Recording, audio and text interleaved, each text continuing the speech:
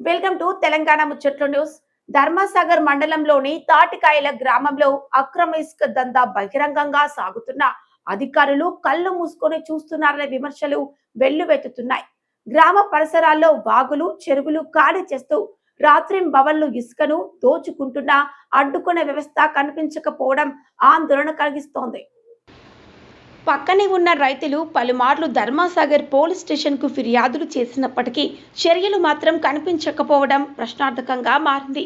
ఫిర్యాదు చేసిన ప్రయోజనం ఏమిటి అనే స్థాయికి రైతులు చేరుకోవడం పరిస్థితి తీవ్రతను చూపిస్తోంది.